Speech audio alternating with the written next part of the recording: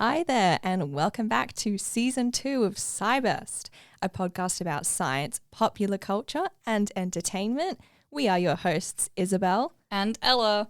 We are two science communicators and absolute science nerds steering this spaceship alongside guests into the multiverse of science fun. Today's episode, we're talking archaeology, research as a student, popular culture, and gamification of the field. Yes, we are. And this episode is going to be structured a little differently because today we have a special guest, our friend Phoebe Barnes. Phoebe, you want to say a quick hi? Hey, everyone. Thank you for having me. Oh, we're so excited to have you here. So excited to get into this episode. And before we dive into this topic and all the cool things we have to speak about, it's super important that we acknowledge that this episode of Cyburst is being recorded on Ngunnawal and Ngambri country. Daura Nuna. Daura Ngunnawal. Yangu Nalamanyan Dunimanyan. Ngunnawal Wari Dawa Wari Dindi Wangirilidjin Yin. This is Ngunnawal country.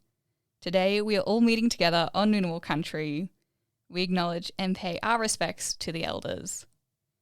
And we also extend those respects to elders and communities of all the lands that you're listening to this episode of Cyburst on.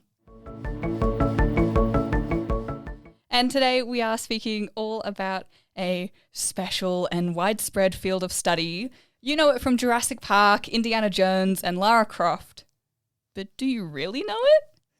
It seems that there are a lot of sides to the beloved umbrella of archaeology, which can be described as the study of past human life through location, recovery, analysis, and display of material or physical culture. And under this umbrella, we have everything from environmental archaeology to paleobotanists to zoo archaeologists.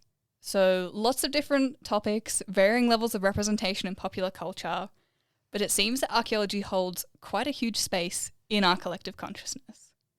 And this episode, we will be deep diving into some of the ways that archaeology has wormed its way into our brains and why this may be, all with the help of our lovely guest, who Isabel is now going to introduce properly. Yes, I am. Phoebe Barnes is a final year student at the Australian National University, studying a Bachelor of Archaeological Practice and a Bachelor of Arts. She has previously worked as a radio producer at Waroni, the ANU Student Media, and also as a paleontological tour guide at the National Dinosaur Museum. So hype. She is also president of Abacus ANU, the ANU Archaeology and Anthropology Society. And by the time this episode comes out, Phoebe will have started her honours research year, so stay tuned for that. Phoebe, welcome to Cyburst, and thanks so much for coming on the podcast. Thank you so much. I'm very excited to be here, and I will take any opportunity to talk about archaeology as loud as I possibly can. Yes, that's exactly what we were hoping for. Oh, it totally is. And so I thought to kick us off in this episode, could you tell us and our listeners a little bit more about your area of expertise, how you chose them, and what you enjoy most about them?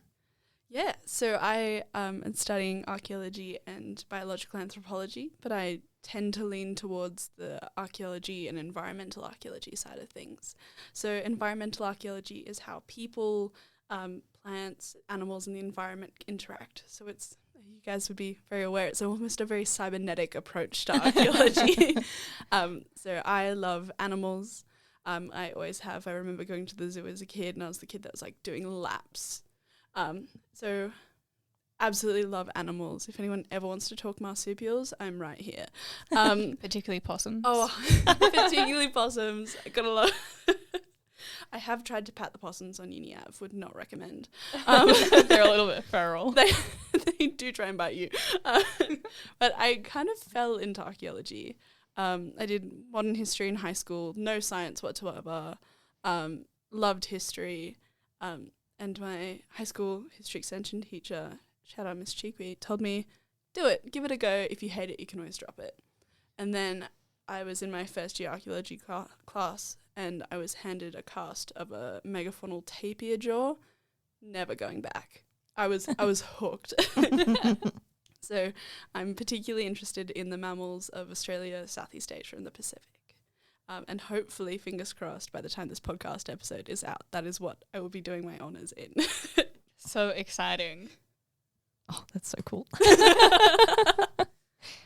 Yeah, cool. So I think we should move into pop culture. Absolutely. And archaeology and pop culture. So I'm very interested in the concept that you brought up of archaeogaming, which is the study of archaeology in and of video games, and also the use of video games for archaeological purposes. And we talked a little bit about this a couple months ago before recording. I think it was a couple months. No now. way. Yeah, that's wild. Time flies. No way. So I know that I read recently that Nintendo's Breath of the Wild was actually heavily influenced by Japanese archaeological heritage, mainly the Jomon period. I hope I'm saying that right.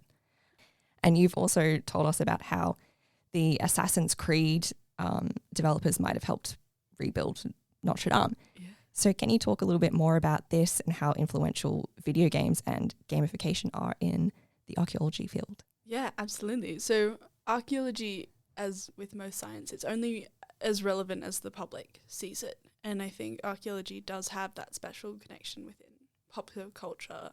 It's well overrepresented in popular culture. There's probably only about 1,000 archaeologists in Australia. But if you think about how often it's in the media, how often, all I have to say is Indiana Jones, and people, are I know what you're talking about. Exactly. Exactly. People know exactly what you're talking about. And that's kind of filtered into video games and kind of, I remember growing up, I was a horrible histories kid. And so it was like TV, movies got our generation into archaeology. But I feel like the next generation, it's really video games. I remember playing Minecraft. Yes. Being able to dig little holes. And now they've put little bits of pottery in those holes, which is so exciting. But archaeogaming really came about. There's a wonderful researcher called Andrew Reinhardt, who's kind of pioneered archaeogaming. So you've got your two halves of it. There's the archaeology within video games, so whether you can actually practice archaeology within video games, whether it's, digging your little holes in Minecraft or, digging up your fossils in Animal Crossing and putting them in the museum. I was just about to say. Or even Lara Croft, our favourite triangle-boobed archaeologist. And Assassin's Creed, it's the same technology that they used to rebuild the cities of Assassin's Creed that we're using to, capture rock art in Australia. So photogrammetry, where you take lots of photos of whatever you're trying to recreate and then just mesh them together into a 3D model. Video games have become almost inseparable from archaeological practice. And so then we've got the archaeology of video games, where you've got things like the Atari disaster. I'm so excited tell to us more about this. Yes. So, back in the day, Atari made a shocking E.T. video game. It sucked. Like E.T. E.T. Phone Home kind of. Okay. Yeah. And they thought it was going to absolutely pop off. It did not. And so they were left with thousands of copies of this E.T. game. And they probably did something really responsible with those copies, right? Oh, 100%. They buried them in New Mexico. That's so thoughtful of them. So thoughtful. It's so great to bury your e-waste and then pour giant slabs of concrete over the top of it. So then you have the archaeology where you're physically digging up e-waste. And I think as we move into kind of more archaeological practice more broadly, we are going to start to see e-waste at archaeological sites. That's so crazy. Which is insane. I always get a little bit freaked out when I find bits of plastic at a site and I go, no, absolutely not. But I can't imagine what it would be like digging up a CD player. Is this from my room? Literally. Yeah, and so hopefully not, but I think we will see more modern supply chains kind of creeping their way into our excavation context as well. I guess from kind of a perspective of someone who, whose sites might currently be archaeological sites, they might think it's weird that we're obsessed with their pottery.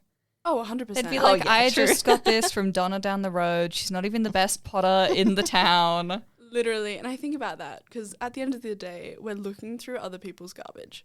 It's the things It's just their stuff. it's literally just their stuff. Like, I think about Pompeii, and Yeah. it's frozen in time. It's a fantastic archaeological resource. That's someone's house. That's like, graffiti on the street. Like, people have just like, the amount of penises in Pompeii, ridiculous. Sorry, I'm really bringing the mature content. I think it's important though that to talk about archaeology and not just like this romantic Yeah. Oh, 100%. view that we have with the rose-tinted glasses is that it's important because it's also the everyday. Oh, 100%. And I think archaeology has become more of that every day, but it's definitely not where it started. It started in that romantic, Egyptian and Hellenistic Roman temples, and whereas I think now it is much more of the everyday, and I think there's more focus especially on the everyday as more women have come into archaeology and the tasks that would technically would often happen in the house are technically often the tasks of women. So I think as more women have come through archaeology, there has been a greater focus on finding these tasks in the past, because everyone did their washing, like We all get clothes dirty. We all have to wash our clothes somehow. Exactly. Yes. Like everyone was cooking and cleaning and Yeah. the constants of life that These things have not really changed. oh, they absolutely have not, and which is like important but also terrifying. 100%. Yeah. And with the Atari game, I have a couple questions. I have many questions, So actually. many questions. But like, why? well, yes. One, do we know why they picked New Mexico to bury everything? I have no idea. I think it was the likelihood of people finding it, to be honest, because they put a concrete slab over the top as well. Okay. Yeah. Yeah. And then was it discovered by accident, or had people actually gone there because they were like, we know these things are here and we should probably get rid of it? Not entirely sure. Okay. I think there were probably suspicions. Like, if, people are printing so many copies and then all of a sudden, No one has a copy. Suspicious. It's interesting talking about archaeology becoming like more everyday, because I was having a look through some articles on archaeology in games, and they described, this is from an Animal Crossing like kind of description. They described digging up the fossils as casual archaeology, which I thought was a really interesting term. And they listed other games such as Knights of the Old Republic, which is a Star Wars game, Minecraft, Animal Crossing, obviously, but also Pokemon Sword and Shield, which doesn't have it's phenomenal. active archaeology elements. Like, you are not an archaeologist, but it's a real big part of the story and world building. Yeah, and I think landscapes are such a massive part of archaeology. Like, if you look at paleoecology, shout out to the pollen people. Probably shouldn't call them that. But there's a wonderful group of paleoecologists here at the ANU, led by Simon Habley and Janelle Stevenson, who do fantastic work in reconstructing what these past landscapes looked like, all the way through to how much fire was in the landscape, and using pollen to reconstruct what kind of plants. And that landscape understanding is so integral to modern archaeology. Yeah, that's so interesting. I feel like there's so many facets of archaeology that don't come to mind in the popular conscious. Oh, 100%. And I just that are like the most interesting. Oh, 100%. And I think, like, when I tell people that I study archaeology, they go, "Oh, Rome." No, I know absolutely nothing about Rome. I probably Your Roman Empire is not the Roman Empire. My Roman Empire is actually not at all the Roman Empire. I spend 0% of my day thinking about the Roman Empire. My Roman Empire is Australian megafauna. But the things that people think of when you say archaeology are the grand, the big scale. Whereas, I spend most of my days looking at soil or tiny fragments of bone or tiny fragments of shell or lithics. Like, it's very much the insignificantly looking things that can tell you so much more about the past than your grand buildings, which is not to discredit classic archaeology. I think it definitely has its place, and especially in getting people into being interested about the discipline. I know a lot of my friends came from the classic side of things, and like one of my good friends started in classics and now she's doing the archaeobotany of Vanuatu. Like, Yeah. There you go. Yeah.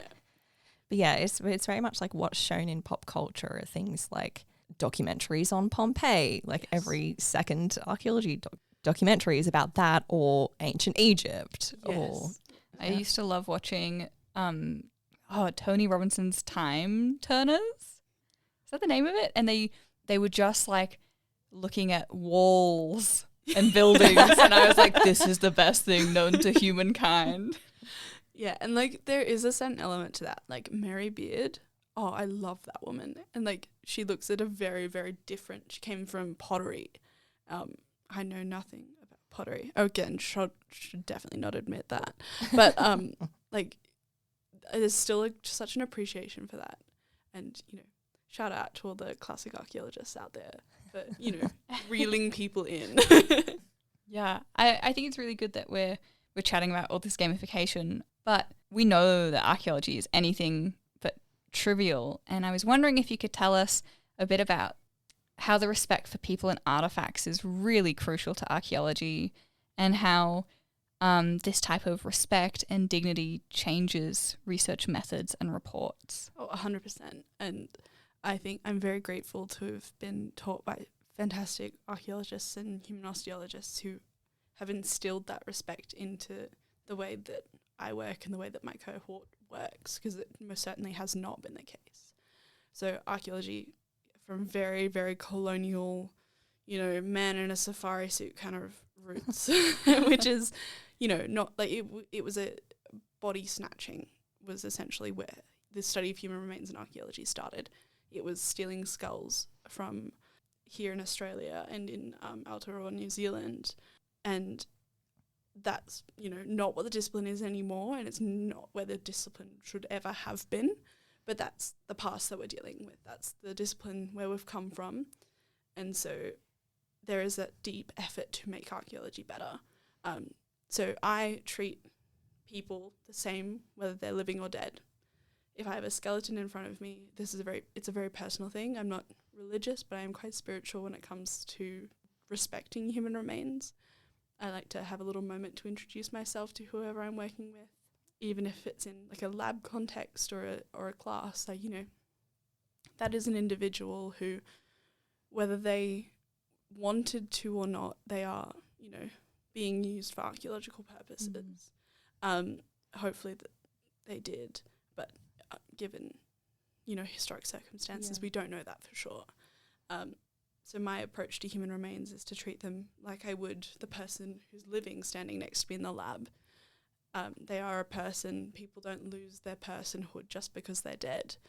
Especially, like, we bury our dead. We bury, as humans, we bury them with burial objects, whether that be a coffin or specific artifacts or objects.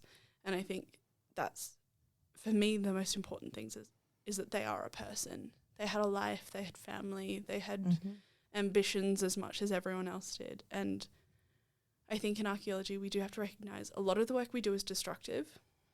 Excavation is an inherently destructive process.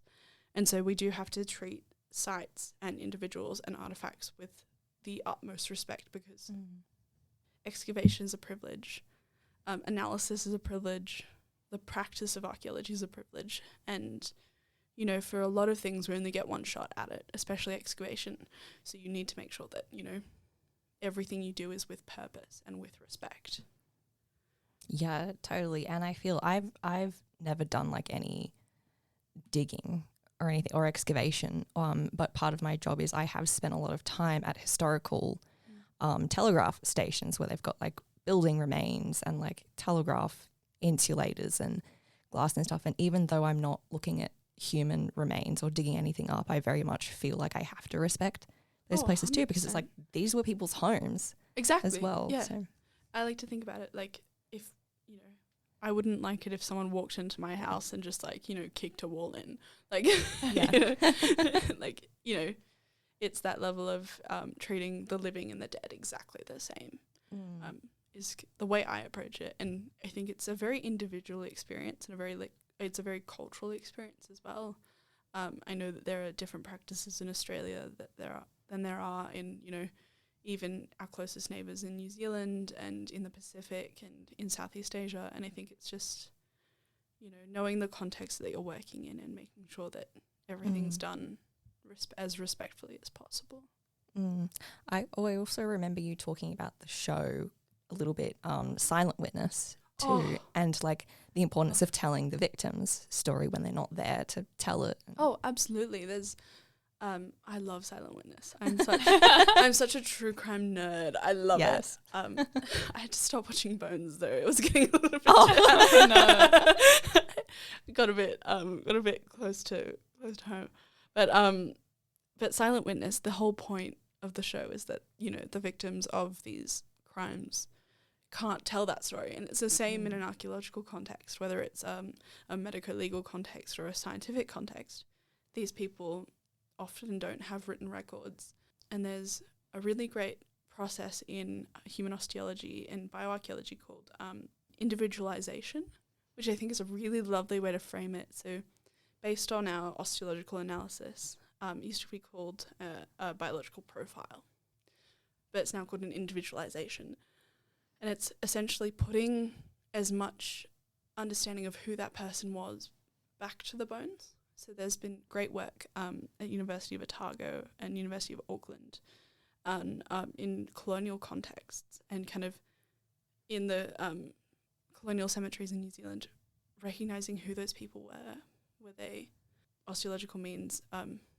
What was their sex? How old were they?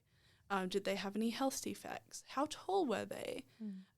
Did they have any severe injuries? How did they die? Getting all the information that we possibly can about them to kind of reconstruct who they were and treat them like people rather than bones. So kind of like giving them that identity that people kind of be like, oh, it's 100%. this person rather than like yes, and this female. Exactly. And like I don't call human remains, they're not bones, they're not a corpse, they are a person. And I think that's really important to me as well. And I do the exact same thing with animals. Like, it's not a tooth, it's not a pelvis. That's a bandicoot. That's a rat. It's the living and the dead are not so different.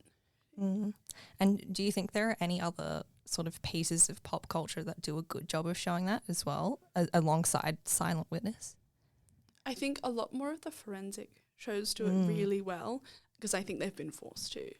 Whereas if you look at things like more traditional examples of archaeology, Indiana Jones, you don't really have, you don't really get that opportunity to do it. Archaeologists are notoriously shocking at science communication. Oh no. Which is not good, and part of the reason why things like this, we need to have these conversations and get out there, because we're overrepresented in the media, but it's majority of these representations aren't done by archaeologists, and they're not reflective of the modern archaeological discipline, whereas forensics have kind of had to have this kind of rethink about how they're portrayed, and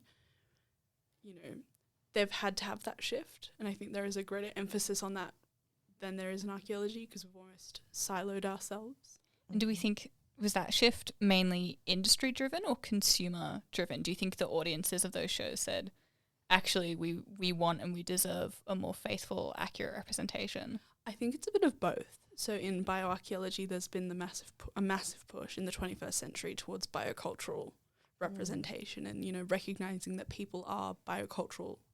We're within a biocultural system. So you can't separate someone's biology from their culture. You can't separate someone's culture from their biology. Those are two things that are so inherently linked. And I think it's come from both the science side and from a popular culture side. So I think it's been a broader shift. Yeah, okay. So we've sort of already talking about this a little bit. And I think let's talk more about representations of archaeology and specifically archaeologists on screen. Why do they always look like they're on safari?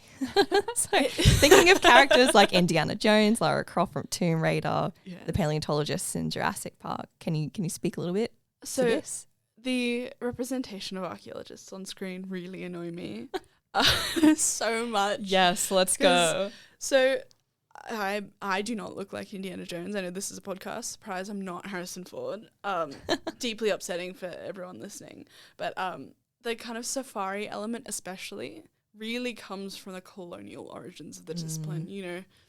Or I'm thinking of the man in the khaki safari suit with the I don't know what the hat. The rimmed called. hat. The rimmed hat.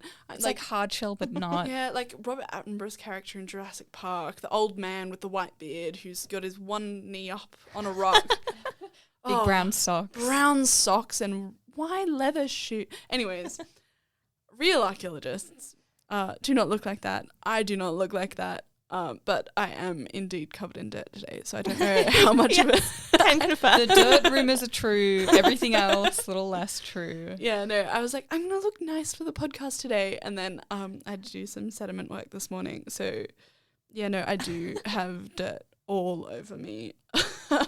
So, in the field, you are covered in dirt to the point, like, it's in your eyes, it's in your ears, it's in your nose. Yeah, like, you're blowing brown out of your nose for about 2 weeks. But it's fun, we promise. It's fun. It's so much fun. If you love being covered in dirt, this is for you. this is for you. Safari suits are not requirements either, though I do own like a Steve Irwin style shirt, so I am also not breaking that stereotype. The long sleeve is sun smart though. Exactly. I feel like often the safari shirts are like They like short sleeve. You got the shorts on. no, I'm talking long sleeve, khaki, UV protected. UV protected. So just to paint a picture for the listeners, so everyone has their own field uniform. Like everyone kind of works out what works for them, what doesn't. Some I definitely have a field work. 100%. Mine is I've got a crusty ANU bucket hat that may or may not have been covered in bat poo at one point. I have bright blue polarized Speedy Sunnies that I got from Vinnie's in Braddon for $1. Thank you, Vinnie's. Like a daggy t-shirt or my Steve Irwin shirt, cargo pants and hiking boots. It's a look. And I think so archaeology is predominantly women. But at the lower levels. So like my classes are like 90% women, and it kind of we get less women as we move up, and there's the leaky pipeline. Yeah. Not again. No, science is consistent. Dang it. But I've had so many fun conversations about like the best fieldwork pants for women. Sook. If anyone's looking for fieldwork pants, Sook, S-U-K. It's a woman-owned... Wait, yes. Yes. I'm shamelessly plugging buy their pants. They have an adjustable waist. You can get ones that are either ripstop or there's ones that are cotton. I got the cotton shorts when I was excavating in Spain. Oh my goodness. They're incredible. Spend all your money there. Good to know. But yeah, the conversations that you're having in field work are not about safari suits. They are about which pants are best for women's hips, because no one makes women's hiking pants that actually you can actually walk in and easy to sew up when you accidentally sit on random bits of rock and rip them and then you're at the site with completely ripped pants. It happened to 3 of my friends at the same site. Oh no. Yeah, no, funnily enough, we don't all have the Lara Croft triangle boobs. We're not in shorts. We're not in safari suits. We don't all look like Harrison Ford. Not all from that type of privileged background. No, we're not all rich white men. In fact, archaeology is predominantly queer women. Let's be real. Yeah, which is like really interesting, because that doesn't feel like that's how it's portrayed. Oh, in, not like, at pop all. culture at No. all. Whereas, like, I look around my classes and it's like, I think, so in my undergrad, I went on 2 field schools. The first one was 100% women and predominantly queer. And then the second one, there was one guy. So the likelihood of, like, that I know probably like a handful of guys in archaeology at the undergraduate level, but then it's an awkward dynamic where, you know, you've got a 90% female class with a 90% male teaching staff. Yeah, because then that is bizarre. It's like, I'm guessing then most of the professors are actually Male. male. Yes. Yeah. Yes, which is a fun dynamic. And I do have the utmost respect for, the lecturers and academics that I've worked with, and, they're all fantastic. But yeah, no, there is most certainly a leaky pipeline. And Sean Ulm did a kind of demographic study of the discipline a couple of years back, probably close to 10 years ago now. But there was still a $15,000 wage gap. Oh. So thanks, Sean, for highlighting Thanks, Sean, for that depressing news. Oh. I am interested, though, in I wanted to know if you have any ideas about why queer women or queer people are intrigued by archaeology and pursuing it, especially at an undergraduate level, because one thing we also see in a lot of popular culture, and particularly science fiction, is that there is a lack of queer representation in these spaces that's supposed to be about exploring and understanding new and different and exciting things and not just the norm. 100%. And I think the past that you find is reflective of the people who are doing the investigation. Yes. And we've had in a massive movement towards feminist archaeology with the ideas of the man, the hunter model being absolutely, discredited. And I think we're getting more queer and genderqueer representation as well. I want to shout out, there's really wonderful research being done in bioarchaeology and forensics on how to find trans people in the forensic record and how to identify, people who don't fit that gender binary or who are queer individuals in the skeletal record, because at the end of the day, in a medical legal sense, it is a very binary thing because you've got to justify it to the extent that it's, that it could be used in court. Yeah. And in an archaeological context, that research just hasn't been really done. And if it has been done, it hasn't been done to the extent that we need, really. Yeah. Like if we think about there's the meme that went around a couple of years ago about the Pompeii skeletons, and it turned out it was it 2 women or 2 men that were buried together? It was 2 men. Yeah. And everyone thought they were 2 best friends chilling as the world ended. Yeah. It is really interesting, and I think in the field of like English literature, we also see lots of queer readings and feminist readings. The more that women and queer people have been accepted and have entered into 100%. That academic space. 100%. And I think also archaeology is really trying to assert itself as a science. And I think the thing I love about archaeology is that it straddles that humanities and science kind of boundary. And so I think a lot of kind of feminist and queer interpretations have kind of been pushed to the side in the past, previously, in an attempt to appear more empirical. Whereas I think now people are more likely, especially with the kind of approach in bioarchaeology towards individualization, I think there's more room for that now. And I think people are more secure in where the discipline is and branching out rather than, trying to cling to one or the other.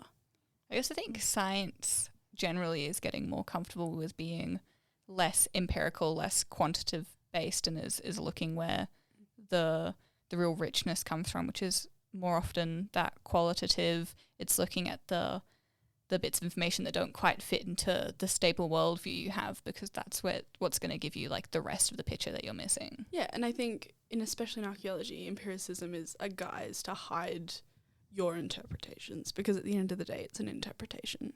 And science is a fairy tale. Science is a wonderful little fairy tale, and I love it.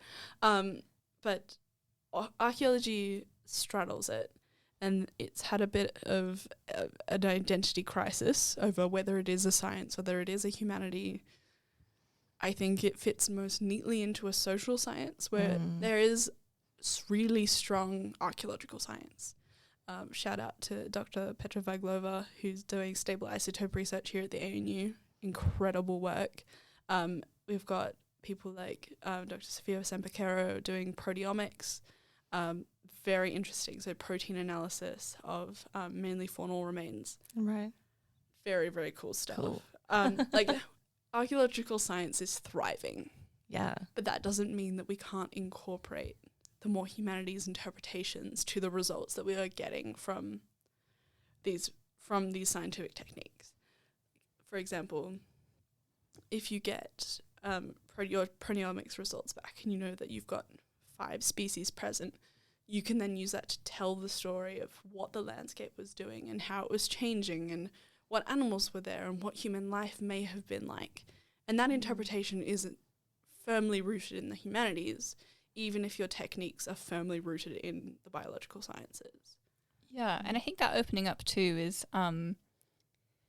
taking in mind that like all data, all information has a perspective. Like there's an agenda, like all of it's biased in a little way. And I think the more aware we are of that, actually allows us to do more with it than not talking about that at all. I completely agree. And I think that it's also creates room for reinterpretation of data as well. I think there's a strong focus on replicability, but also think an opportunity to rethink what we've done before and not take kind of previous research as given, and to, rethink the things that we've already done and to kind of innovate that way through interpretation is a really important part of science as well.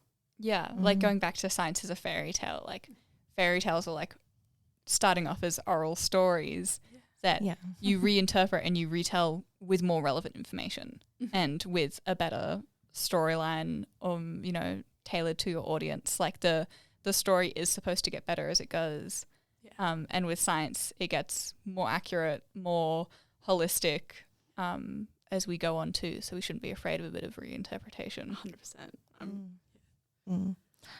It's interesting what you say about like the queer community in archaeology, because it's quite similar to science communication. Actually, we have quite a lot of queer people in SciComm, and there's some really interesting research that's been coming out recently too, showing how a lot of queer people want to do science communication because it feels like a more inclusive space compared to other STEM subjects, because it's more inclusive of different ways of thinking and diversity in people and stuff. And we've got all these books coming out on like queering science communication, and I'd love to see one on like queering archaeology, if that exists already. Yeah, I'm sure it does. I haven't seen anything specifically come out.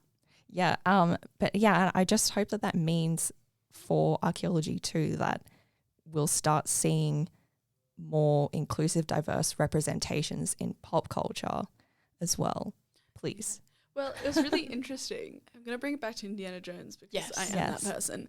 But in the last Indiana Jones movie, which there's a really embarrassing photo of me violently sobbing in the cinema. Because it moved you or upset you? Both. Okay. And so the one and only Harrison Ford, gorgeous, gorgeous man. They also brought in Phoebe Waller-Bridge. And there was a massive outcry about why they were replacing Indiana Jones and they're replacing with a woman, not a white woman. And I love Phoebe Waller-Bridge. She's fantastic.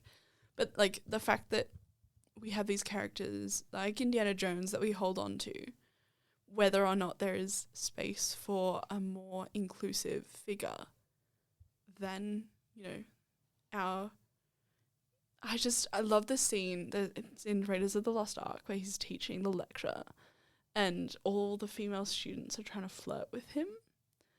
And it's just that's so uncomfortable. It's so uncomfortable. It's just, that's not what archaeology lectures are like, quite frankly. I just want to put that out there. The only accurate part is that it's an all-female class with a male lecturer. But,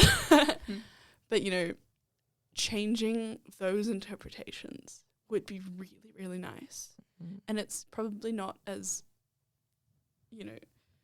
I think there would be a lot of backlash against it initially, but I think it would be really good for the discipline to get just more inclusive representations of what archaeologists actually look like and actually do. We're not chasing, people through forests trying to steal their stuff, We're also very scared of snakes, but that might just be me. That's a smart fear to have as an Australian archaeologist. Yeah, I think there's definitely, space for better representation. I think and it's also playing on, like, the people are nostalgic for Indiana Jones. I know I am, which is probably not for his practice, but, like, you know, for the films, like, you know, it's a part of completely. childhood. And I think it's the same with, like, Jurassic Park.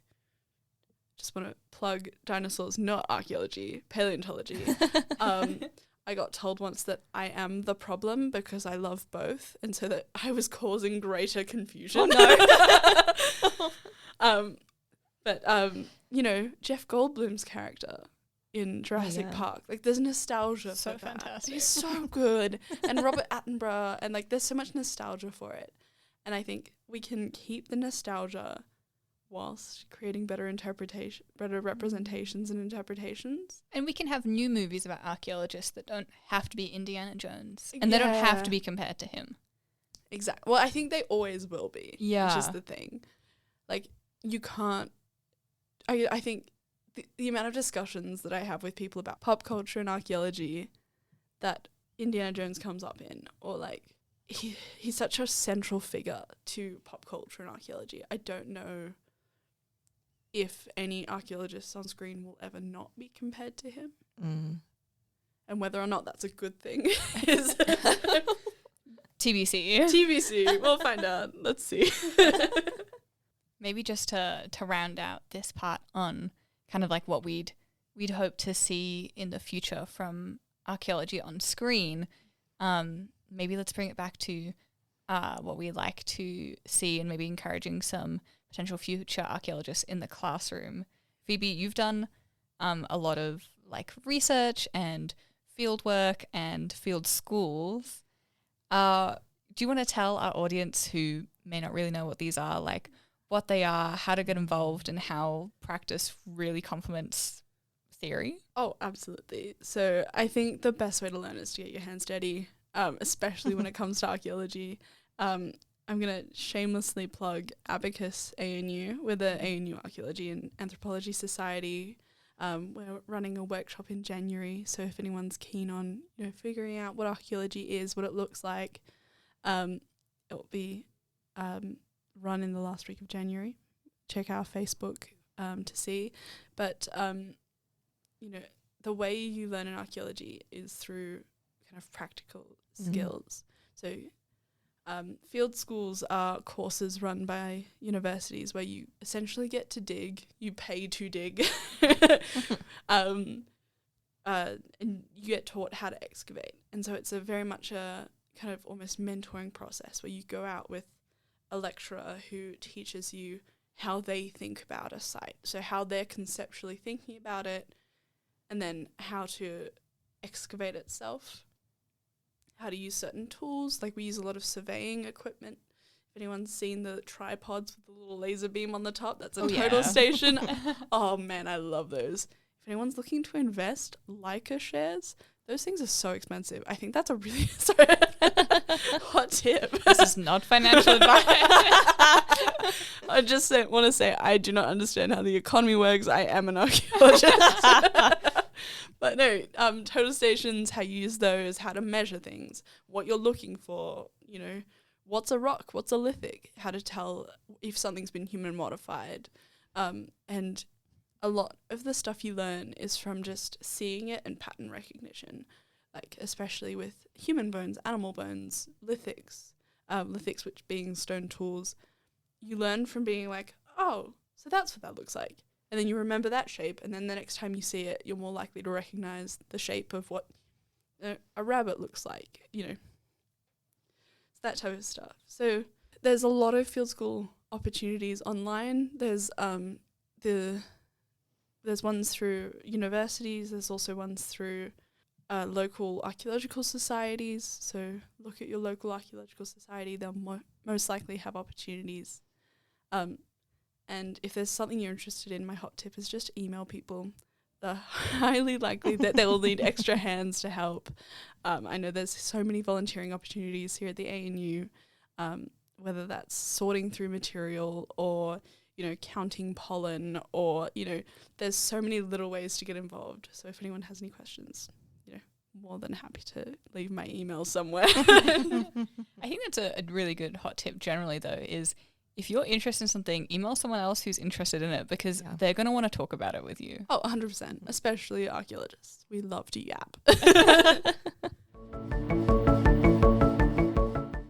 Awesome. So I think with that, we might wrap up this episode of SciBurst and turn to some questions for the audience. Audience, you are not off the hook. We've been asking Phoebe questions this entire episode, and now it's time to give you some interesting things to walk away with this and think about. Okay, listeners. Your question is, what has been your favorite visual representation of archaeology? This could be a movie, could be a poster series you have, could be a book. And I'm really interested to know if, after listening to this audio podcast, if there is a new representation of archaeology that might usurp your favorite. Why not? Give us all your hot takes in the comments below. We really want to know. Yeah, we do. Let us know on our socials at sci_burst. We're on pretty much every platform. All the cool ones. Or via our Gmail. And I think that brings us to our final question for our guest. Oh, back to Phoebe. Which is something we have asked all of our guests to do this series, and that is to recommend 3 pieces of media for our listeners. I'm so excited for this. So I've got 2 books. Oh, so I went a little bit ham. That's fine. We love this. So just a shameless plug, a board game that is coming out soon. Ooh. Cultivaria. It's a board game that is being developed by archaeologists. No way. For pop culture. My friends Josh and Bella, along with their collaborators. It's a game where you play as an early group of humans with specific hunting techniques and in different ecological niches. Oh my God. Informed by real archaeological research. So stay tuned. The Instagram is Cultivaria Game on Instagram, and the artwork is done hand-painted by my friend Bella. So 10 out of 10 would recommend. Oh, wait, I'm so excited for this. And how do you spell that? Cultivaria game. Cool. And then I wanted to do one bit of kind of academic reading. Oh, we're getting serious. And then one fun little girly pop movie. Love. Yes. So I wanted to recommend Mary Beard's How Do We Look? It's a book that is, she describes it as a global exploration of how the female body is represented in art, religion, and archaeology. Oh, cool. And it is so easy to read. There's many, many pretty pictures. And it's a really nice global overview. So it's, not just your Hellenistic, Roman, and Egyptian interpretations. It really covers every kind of square inch of the planet of how women and the female body has been represented in pretty much how we look and how people have thought about how we look, which is very cool. And then the movie is The Night at the Museum. Oh, yeah. Such a good movie. So good. So I was thinking about this. I spent, as soon as you guys sent me the questions, I was like, I've got to really think. And I kept coming back to Night at the Museum because it really captures how much excitement I feel in museums. And that's really kind of where a lot of people's love for archaeology starts, just walking around and seeing just cool stuff. And it's archaeology can be really powerful, and little pieces of dirt or tiny fragments of bone can really kind of reconstruct that world around you. And I think Night at the Museum does that. You get to see the Neanderthals freak out when they figure out how fire works. And But it really is their stories coming to life. The stories of culture globally is just literally running around the museum. And that's how I feel when I visit museums. And I think museums hold such an important space for, science communication and research. And I think that's really underappreciated in a lot of archaeological media. There's a lot of emphasis on field work because it was that, adventure safari suit kind of on a mission to find new things. But I think the way that we share those stories and through the medium of museums is just as important as the excavations themselves. Oh my God, that's such a perfect note to end on, Yeah, Phoebe. it is. Wow. Well, thank you so much for coming on. I just want to hit up my local museum now. That's maybe my weekend plans. And thank you to all our listeners for joining us for this episode of SciBurst. We have one more left for this season, and then you're just going to have to get excited for SciBurst Season 3. So hope that's not too much of an ask for you. Yes, thank you, listeners, and thank you so much again, Phoebe, for coming on SciBurst. Stay nerdy, everybody, and we'll see you next time.